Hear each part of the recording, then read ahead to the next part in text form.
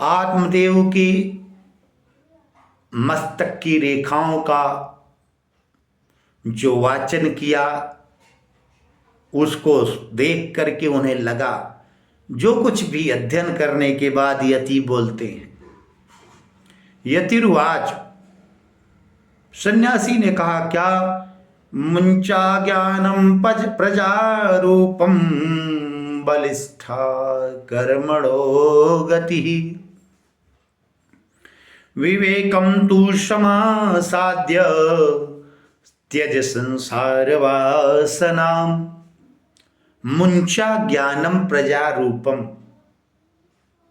प्रजारूपम ज्ञानम मुंचा, कस्मात् कारणात् कारणम इदं वर्तते त्वत्कर्मणा गति बलिष्ठा।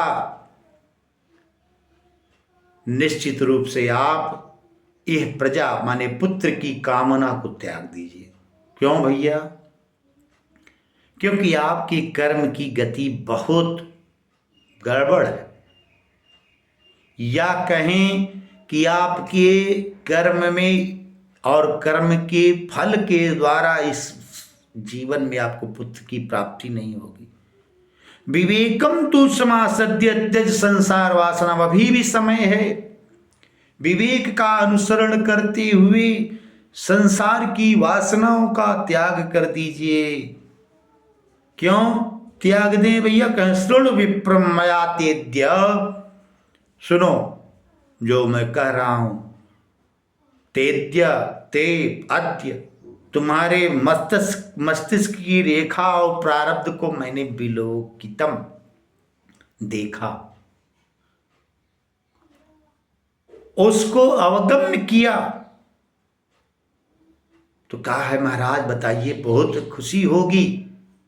कहें, खुश होने की बात मत सोच। क्यों?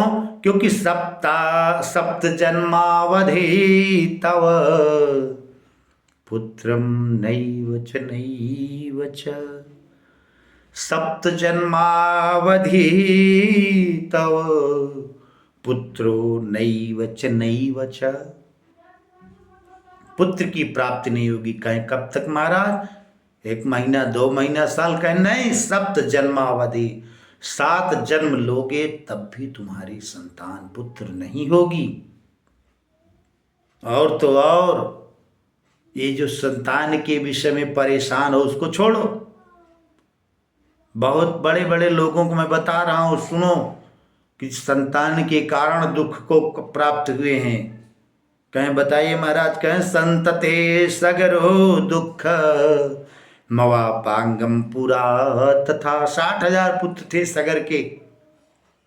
कौन सा बड़ा सुख की ये 60,000 जाकर कपिल आश्रम में भस्म हो गए, बल्कि 60,000 पुत्रों का दुख झेलना पड़ा। किसको? सगर को।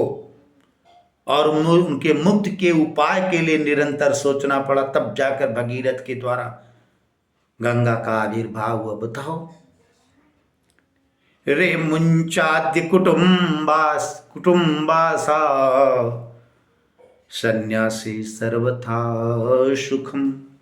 कुटुम्बा आसाम रे मुंच, हे हृदय को अपने मनाओ और कहो कि कुटुंब परिवार की जो आशा है इसको त्याग दे। क्यों? क्योंकि सन्यासे सर्वथा सुखम, सन्यास में ही तो सर्व सुख। देखो, मुझे कोई प्रकार की चिंता नहीं है। आत्मदेव को लगा कि ये भाषण कर रहे हैं। क्यों? क्योंकि अगर किसी को प्यास लगी है तो उसको वैदिक श्लोकों की, वैदिक मंत्रों की, पुराण के प्रसंगों की कोई आवश्यकता नहीं। इस समय आत्मदेव को पुत्र की प्यास है और उस प्यास के अनुसार जो वार्ता करेगा वही उनके लिए प्रिय होगा। सन्यासी की बात को सुनकर के कहा उन्होंने, ब्राह्मण आत्मदेव ने बड़े संयम के साथ कहा, विवेकेना भवत् किम मे पुत्रम देहि बलादपि।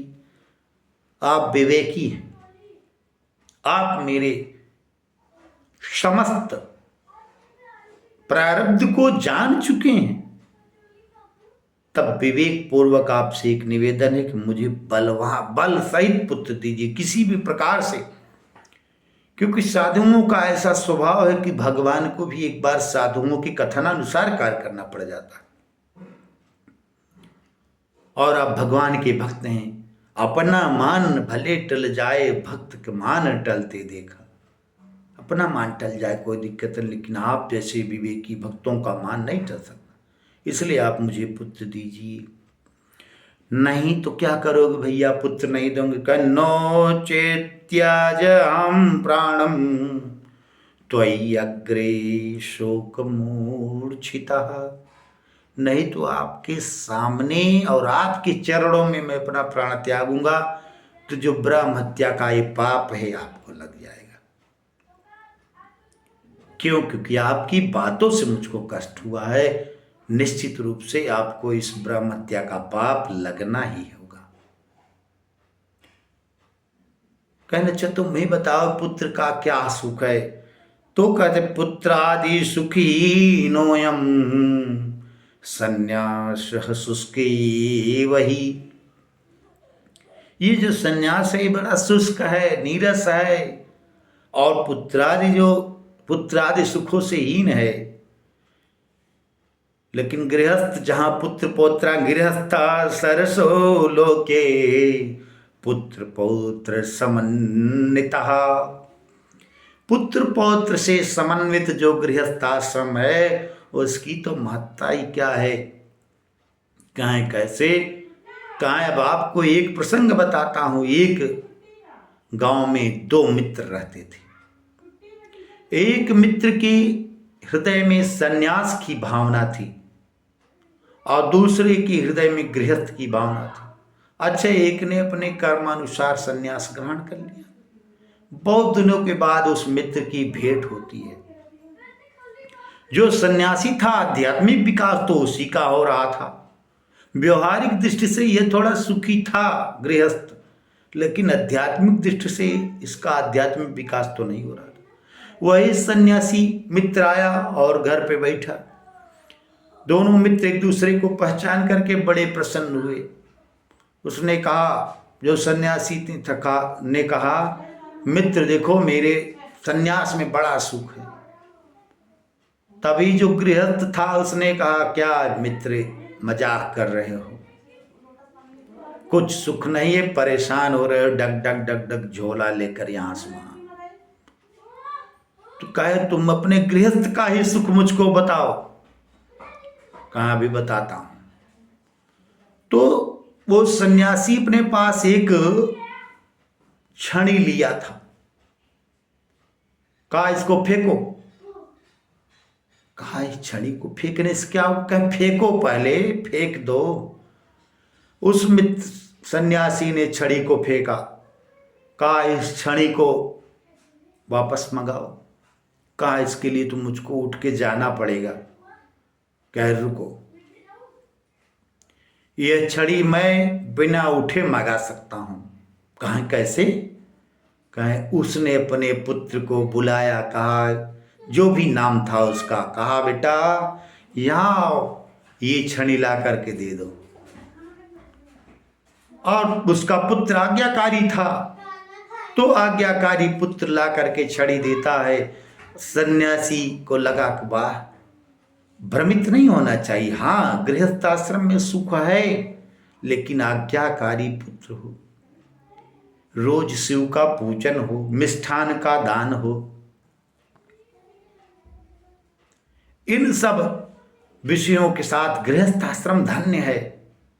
परमात्मा भी गृहस्थाश्रम में थे। परमात्मा भी गृहस्थाश्रम को बहुत मानते हैं। गृहस्थाश्रम सभी आश्रमों का सर्वश्रेष्ठ है। यहां से आकर के ही सबको जाना पड़ता है। इस प्रकार से दोनों अपनी जगह बातें ठीक कर रहे हैं। आगे आत्मदेव ने क्या कहा इस वीडियो में हम इतना ही कहेंगे, लेकिन अगले वीडियो में आत्मदेव की आगे की कथा के विषय को लेकर के उपस्थित होंगे। तब तक के लिए जय श्री कृष्ण, जय श्री राधे श्याम।